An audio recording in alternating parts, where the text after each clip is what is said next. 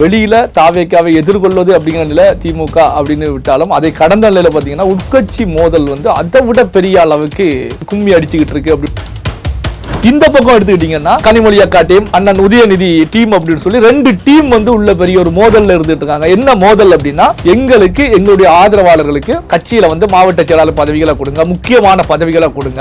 அதாவது இந்த யூனியர்கள் இளைஞரணியில இருக்கக்கூடியவங்க புதுமுகங்கள் அங்க வரும்போது ஏற்கனவே அங்க வந்து கோலோச்சி கொண்டிருக்கக்கூடிய சீனியர்களுடைய பவர் வந்து டம்மி ஆக்கப்படுகிறது, குறைகிறது. இந்த விஷயம் தான் கனிமொழி அக்கா வந்து பெரிய கோபத்துக்கு உள்ளாகி இருக்கு.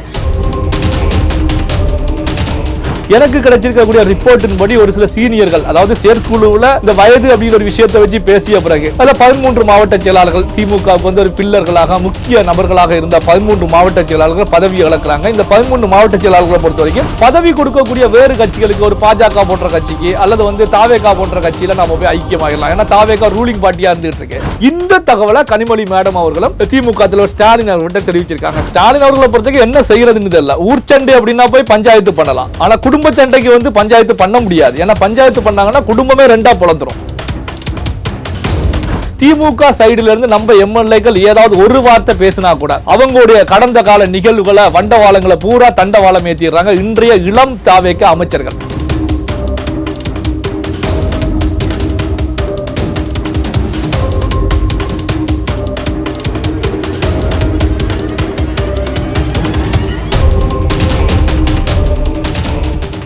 ரியல் ஒன் நேயர்களுக்கு வணக்கம். இன்று நம்மளுடைய நேர்காணலுக்கு பத்திரிகையாளர் திரு நெல்லை சிவா அவர்கள் இணைஞ்சிருக்காங்க. வணக்கம் சார். வணக்கம்.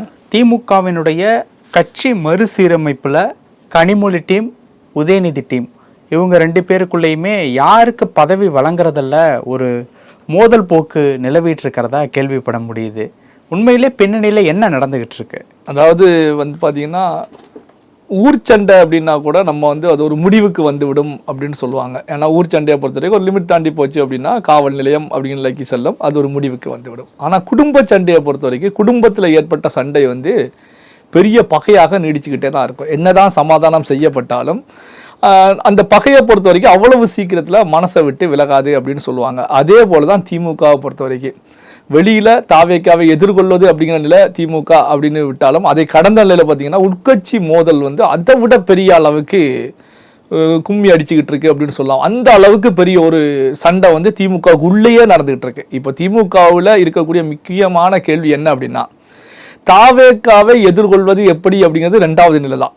இப்போ திமுகவில் உள்ள நடக்கக்கூடிய சண்டைகளை எப்படி நீங்க சமாளிக்க போறீங்க, இதுதான் பிரதான கேள்வியா இருந்துகிட்டு இருக்கு. அதாவது திமுக தலைவர் ஸ்டாலின் அவர்களுக்கு ஒரு பெரிய தலைவலி அப்படின்னாலே இந்த குடும்ப சண்டை தான். நான் வெளியில வந்து தாவேக்காவை எதிர்கொள்ளணும் அப்படின்னா கூப்பிட்டு ஒரு சீனியர் அமைச்சர்களை, முன்னாள் அமைச்சர்களை கூப்பிட்டு நீங்க அதை பார்த்துக்கங்க, நீங்க இதை பார்த்துக்கங்க அப்படின்னு சொல்லி கொடுத்துட்டு போயிடலாம். அவங்களும் களத்தில் இறங்கி ஏதாவது ஒன்றா பேசுவாங்க, ஸோ எதிரடி தாக்குதல் நடத்துவாங்க, பதிலடி கொடுப்பாங்க, அது வேறு விஷயம். ஆனால் வந்து குடும்பத்துக்குள்ள வந்து ஒரு பதவி போட்டி அப்படிங்கிற நிலையில வரும்போது இதை வந்து வெளியாள்கிட்ட கொடுக்க முடியாது. குடும்பத்துக்குள்ள இருக்கக்கூடிய சண்டை என்னதான் தீர்க்க முற்பட்டாலும் இது வந்து பதவிக்காக நடக்கக்கூடிய சண்டை. நம்ம வந்து கடந்த கால வரலாறுகள் எல்லாம் எடுத்து பார்த்தோம் அப்படின்னா பதவிக்காக அண்ணன் தம்பி அப்படிங்கிற ஒரு விஷயமே பெரிய போராக மாறிய நிகழ்வுகள் எல்லாம் வரலாற்றில் இருக்கு. அதாவது பார்த்தீங்கன்னா ஒரு மன்னர் பதவியை பிடிப்பதற்காக கூட பிறந்த சகோதரரையே போட்டு தள்ளிய வரலாறு எல்லாமே நாம் வந்து படித்த வரலாறுகள் தான். இதே போல தான் பார்த்தீங்கன்னா இப்போ திமுக பொறுத்த வரைக்கும் மறுசீரமைப்பு அப்படிங்கிற ஒரு விஷயத்தை செய்வதற்கு தேர்தல் முடிந்த பிறகு ஒரு 3 மாத காலத்துக்குள்ளாக அதுக்கு பல டீம்களை போட்டு அந்த டீம்கள் வந்து தொகுதி வாரியாக, கட்சி வாரியாக, நிர்வாகிகள் வாரிகளாக பல்வேறு நிலைகளில் அலசி ஆராய்ஞ்சு ஒரு ரிப்போர்ட்டை கொடுத்து இந்த அடிப்படையில் செயற்குழுவிலையும் அனௌன்ஸ் பண்ணியாச்சு. ஸோ நாம் இந்தந்த மாற்றம்லாம் கொண்டு வர போகிறோம் அப்படின்னு. இந்த மாற்றம் அப்படிங்கிற விஷயம் செயற்குழுவில் சொன்ன உடனே அங்கே சீனியர்கள் மத்தியில் பெரிய ஒரு கோப கனலை வெடிச்சிச்சு. காரணம் என்ன அப்படின்னா, கட்சியில் மாற்றம் அப்படின்னு கொண்டு வந்தால் மேல்மட்டத்திலேருந்து கீழ்மட்டம் வரைக்கும் மாற்றம் கொண்டு வரணும். அதை விட்டுட்டு வந்து மாவட்ட செயலாளரை மாற்றுவேன், மண்டல செயலாளரை மாற்றுவேன், அவங்களுக்கு ஏஜ் ஃபிக்ஸ் பண்ணுவேன் அப்படின்னா அப்போ தலைவருக்கு அந்த அதில் இருக்கக்கூடிய பொருளாளருக்கு, பொதுச் செயலாளருக்கெல்லாம் இது பொருந்தாதா? இது ஊருக்கு செய்யக்கூடிய உபதேசமாகத்தானே இருந்துகிட்டு இருக்கு. என்ன அப்படின்னா, வயதை வைத்து தீர்மானிக்கக்கூடியது அப்படின்னா எல்லாருக்குமே வயது வந்து பொதுவானதாக இருக்கணும். அவங்களுடைய செயல்பாடை வைத்து தீர்மானிக்கக்கூடியதாக இருந்தால் சிறப்பானதாக இருக்கும். அப்போ செயல்பாடை வச்சு தீர்மானிக்கல. அப்போ செயல்பாடுன்னு வரும்போது அங்கே வயசை எடுக்க முடியாது. இப்போ வந்து பார்த்தீங்கன்னா ஒரு 80 வயசுல இருக்கக்கூடியவர் கூட ஆக்டிவா வேகமா செயல்படக்கூடிய நிலையில இருப்பாங்க. ஆனா 20 வயசு பையனை பொறுத்த வரைக்கும் பார்த்தீங்கன்னா சாப்பிட்டு தூங்கிட்டு இருப்பான். அப்ப இதுல யாருக்கு பதவி கொடுக்குறதுன்னு வரும்போது அந்த 80 வயசு மதிக்கக்கூடியவர் தான் வேகமா செயல்பட்டு இருக்காங்க. அப்போ அவருக்கு தான் கொடுக்க வேண்டிய சூழ்நிலை வரும். அவர் தூங்கிக்கிட்டு இருக்கக்கூடிய ஒருத்தனுக்கு பதவியை கொடுத்தோம்னா அந்த கட்சியும் படுத்து துண்டை போட்டு தூங்கிடும். சோ அப்போ வந்து பாத்தீங்கன்னா இதுதான் வந்து சீனியர்கள் மத்தியில் அடிக்கக்கூடிய பெரிய புயலா இருந்துட்டு இருக்கு. இப்படியான ஒரு புயல் ஒரு பக்கம் அடிச்சுட்டு இருக்கும் போதுதான் இந்த பக்கம் எடுத்துக்கிட்டீங்கன்னா கனிமொழி அக்கா டீம், அண்ணன் உதயநிதி டீம் அப்படின்னு சொல்லி 2 டீம் வந்து உள்ள பெரிய ஒரு மோதல்ல இருந்துட்டு இருக்காங்க. என்ன மோதல் அப்படின்னா, எங்களுடைய ஆதரவாளர்களுக்கு கட்சியில வந்து மாவட்ட செயலாளர் பதவிகளை கொடுங்க, முக்கியமான பதவிகளை கொடுங்க, மறுசீரமைப்பு செய்யும் போது என்ன எதுக்காக இந்த மோதல் உருவாதுன்னா, அவங்களுடைய அங்க பவர் வந்து கட்சியில விடுபட்டு போகக்கூடாது. இப்ப வந்து கனிமொழி அக்காவை பொறுத்த வரைக்கும் வந்து பாத்தீங்கன்னா, இப்ப மறுசீரமைப்பு அப்படிங்கிற விஷயம் வரும்போது அந்த வயது கடந்தவர்கள் சீனியர்கள் ஓரம் கட்டப்படும் போது கனிமொழி அக்காவுடைய அங்க பவர் வந்து அங்க குறையுது. காரணம் என்ன அப்படின்னா, அவங்களோட பயணிச்சவங்க அவங்க டீமை பொறுத்த வரைக்கும் ஒரு 50-60 வயசை கடந்தவங்க தான் பெரிய டீமா இருந்துட்டு இருக்காங்க. 60-70 வயசு அப்படின்னு சொல்லி அந்த டீம் தான் இருந்துட்டு இருக்காங்க. இந்த டீம் எல்லாமே ஓரம் கட்டப்படுறாங்க. அப்போ வந்து கட்சியில தன்னுடைய இருப்பு தன்னுடைய பவர் குறைகிறது அப்படிங்கிற ஒரு சூழல் வரும்போதா இல்ல நீங்க மாவட்ட அடிப்படையில் அவர்களை பதவியிலிருந்து தூக்கினாலும் மாநில அளவுல வந்து கட்சியில வந்து என்னுடைய ஆதரவாளர்களுக்கு இம்பார்ட்டன்ஸ் கொடுக்கணும், முக்கியமான மாநில பொறுப்போல கொடுங்க, ஒரு கௌரவ பொறுப்போல கொடுங்க அப்படிங்கிற கேள்விகளை அப்படிங்கிற கோஷங்களை முன்வைக்கிறாங்க.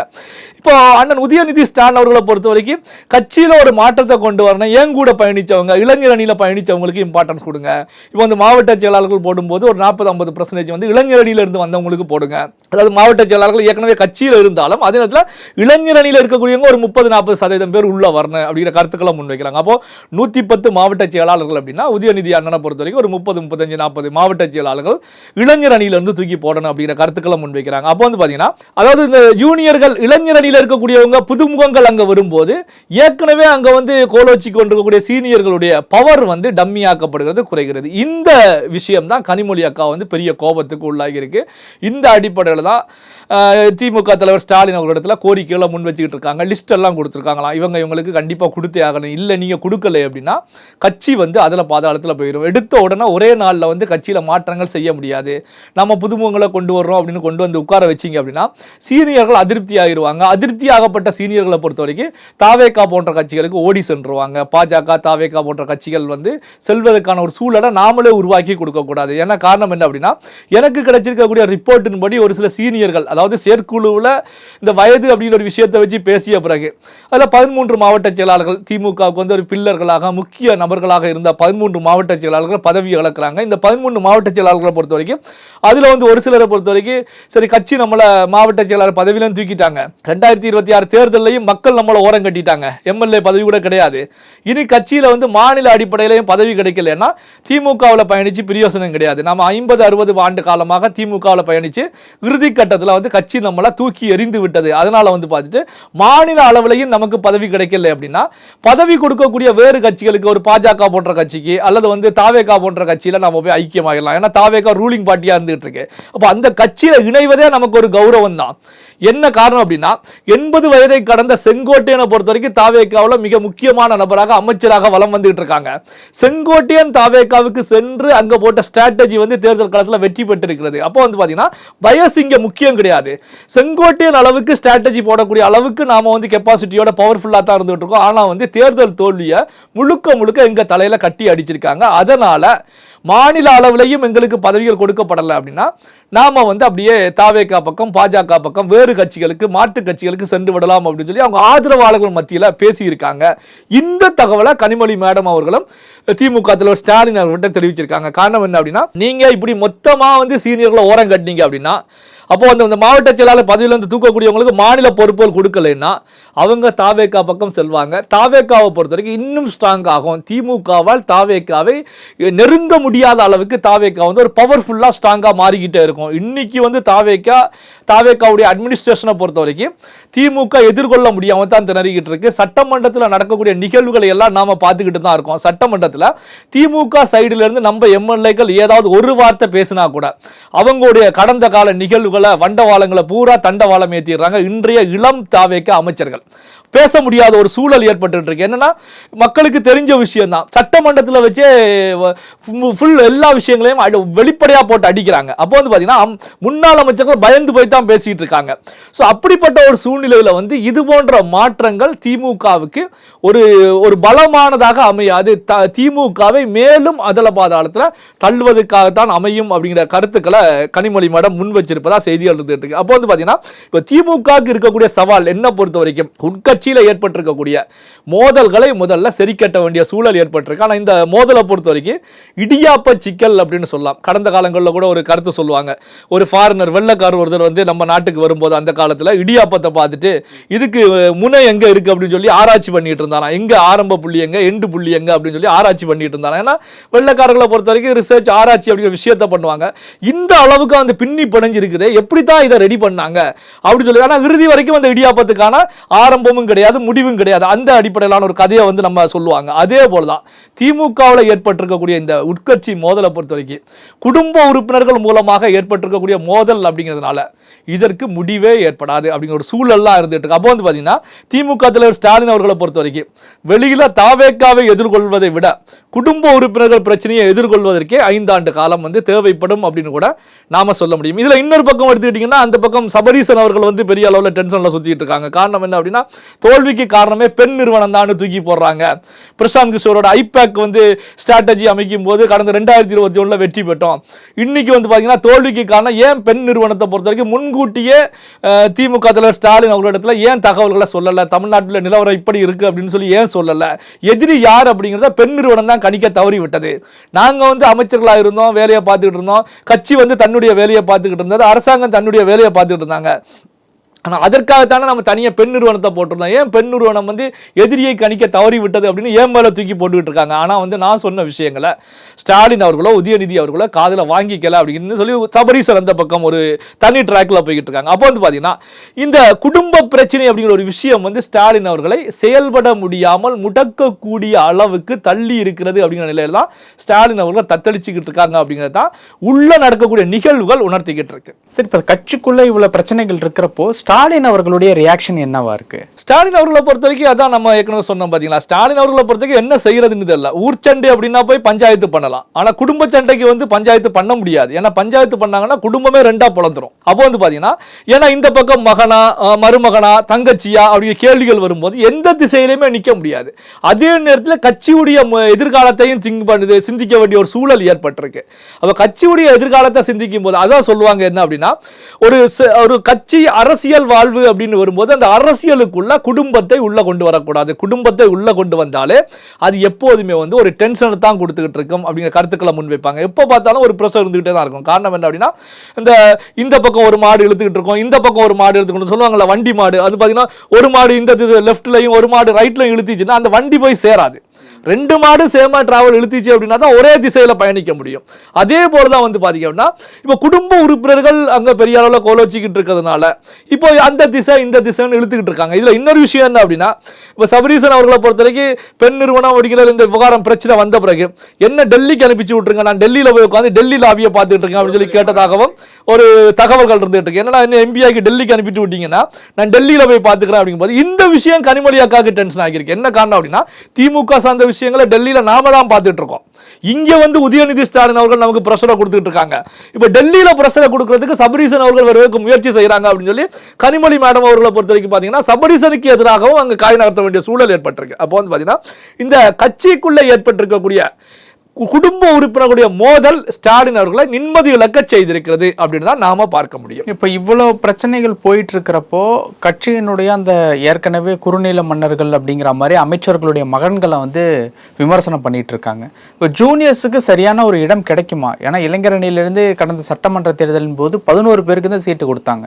இப்போ அவங்களுக்கு சரியான இடம் கிடைக்குமா வரும் நாட்கள்ல? அதாவது இந்த சரியான இடம் கிடைக்கணும் ஓரளவுக்குனாலும் ஒரு 40-50% புதுமுகங்களை உள்ள கொண்டு வரணும் அப்படிங்கிறதுக்காக தான் அங்கே முயற்சிகளை மேற்கொள்றாங்க. உதயநிதி ஸ்டாலின் அவர்களை பொறுத்தவரைக்கும் இளைஞரணியில் உள்ளவங்களை தூக்கி போடுங்க அப்படிங்கிற கருத்துக்களை முன்வைக்கிறாங்க. என்னன்னா கட்சியில ஏற்கனவே பயணிக்கக்கூடியவங்க ஒரு 60% இருந்தாலும் ஒரு 40% வந்து இளைஞரணி அப்படிங்கும் போது இளைஞரணியில 90% புதுமுகங்கள்லாம் உள்ள வரப்போறாங்க. இந்த புதுமுகங்கள் உள்ள வருவதற்கு தான் கனிமொழி மேடம் அவங்களுடைய டீம்களை பொறுத்தவரைக்கும் இப்ப முட்டுக்கட்டா போட்டுட்டு இருக்காங்க. அவங்க முன்வைக்கக்கூடியது என்ன அப்படின்னா சீனியர்களை ஓரம் கட்டினா திமுக வீக் ஆயிரும். திமுக வந்து தாவேக்காவை எதிர்கொள்ள முடியாது. தாவேக்கா வந்து ஏற்கனவே நல்ல ஒரு அட்மினிஸ்ட்ரேஷன் ஆட்சியை கொடுத்துக்கிட்டு இருக்காங்க, நிர்வாகத்தை கொடுத்துக்கிட்டு இருக்காங்க. இப்படி ஒரு நிர்வாகத்தை கொடுக்கக்கூடிய ஒரு சூழ்நிலையில நாம வந்து கட்சி மட்டத்திலையும் சீனியர்களை ஓரம் கட்டினா கட்சி வீக் ஆகும் அப்படிங்கிற கருத்துக்களை தான் முன்வைக்கிறாங்க. அதே நேரத்தில் வந்து பாத்தீங்கன்னா இப்ப தாவேக்கா வந்து எல்லா விஷயத்திலையுமே வந்து ஸ்கோர் பண்ணி தான் போய்கிட்டு இருக்காங்க. அவங்ககிட்ட வந்து விமர்சனங்கள் முன்வைப்பதற்கு பெரிய அளவுல எந்த விஷயமும் இல்லை. அப்படி அதை தாண்டி தாவேக்கா மீது நாம விமர்சனங்களை முன்வைத்தாலும் மக்கள் வந்து அதை நம்புவதற்கு தயாராக இல்லை. மக்கள் வந்து ஏத்துக்கவே மாட்டேங்கிறாங்க. நாம என்ன சொன்னாலும் அதே போல மக்கள் வந்து திருப்பி நம்ம மேலேயே தூக்கி எரிஞ்சிடறாங்க. ஸோ அப்படின்ற கருத்துக்கள்லாம் அங்க முன்வைக்கிறாங்க. நம்ம மேலதான் திசை திரும்பி வந்துட்டு இருக்கு. கடந்த காலங்களில் அதிமுகவுக்கு எதிராக பாஜகவுக்கு எதிராக நாம அரசியல் செய்யும் போது நாம வீசக்கூடிய பால் வந்து எல்லாமே போல்டா தான் எதிரியை வீழ்த்தக்கூடியதாகத்தான் இருந்துச்சு. ஆனா இன்னைக்கு வந்து பாத்தீங்கன்னா நாம என்ன பண்ணினாலும் நம்மளையே திசை திரும்பி வந்து நம்மளை தான் அட்டாக் பண்ணது தாக்குது அப்படிங்கிற கருத்துக்கள் தான் முன்வைக்கிறாங்க. அதனாலதான் சீனியர்களை ஓரம் கட்டவனா அவங்களுக்கு மாநில அளவுல பொறுப்புகளை கொடுங்க. இப்ப மாவட்ட அளவுல இருந்து தூக்கக்கூடியவர்களுக்கு மாநில அளவுல பொறுப்புகளை கொடுங்க அப்படிங்கிறாங்க. அப்ப வந்து பாத்தீங்கன்னா மாநில அளவுல பொறுப்புகள் அப்படிங்கிறது எண்ணிக்கை குறைவான எண்ணிக்கையில தான் இருக்கும். எல்லாருக்குமே மாநில அளவுல கொடுக்க முடியாது. 13 மாவட்ட செயலாளர்கள் பதவி இழக்கிறாங்க. அதே போல மண்டல பொறுப்பாளர்கள் பெருவாரியானவர்கள் பதவி இழக்கிறாங்க. மற்ற பதவியில் இருக்கக்கூடியவங்களும் பதவி இழக்கிறாங்க. அப்படிங்கும் போது மாநில அளவுல எத்தனை பேருக்கு கொடுக்க முடியும் அப்படிங்கிற கேள்விகள்லாம் அங்க இருந்துட்டு இருக்கு. அப்ப அது பாத்தீங்கன்னா பானையில பாத்திரத்துல இருந்தால் தான் கரண்டியில வரும் அப்படின்னு சொல்லுவாங்க. அப்போ பதவிகள் இல்லாத ஒரு சூழ்நிலையில எத்தனை பேருக்கு கொடுக்க முடியும் அப்படின்னு கேள்விகள் வரும்போது அப்போ வந்து பதவியிலிருந்து தூக்கப்பட்டவர்கள் ஓரங்கட்டப்படுவார்கள் அப்படிங்கிற பேச்சுக்கள் அடிபடும் போதுதான் இந்த ஓரங்கட்டப்பட இருக்கக்கூடிய சீனியர்களை பொறுத்த வரைக்கும் கனிமொழி மேடம் சைடு வந்து பிரஷரை கொடுத்துட்டு இருக்காங்க. நம்மள தூக்கி நீங்க வெளியே அனுப்பிட்டீங்கன்னா வேற வழி கிடையாது, மாற்று கட்சியில இணைந்து பயணிக்க வேண்டிய நிலையில நாம இருந்துகிட்டு இருக்கோம் அப்படிங்கிற கருத்துக்களை வெளிப்படையாகவே தெரிவிச்சுக்கிட்டு இருக்காங்க. அப்படின்னா தற்போது நடக்கக்கூடிய திமுகவில் நடக்கக்கூடிய விஷயங்கள் அப்டேட்.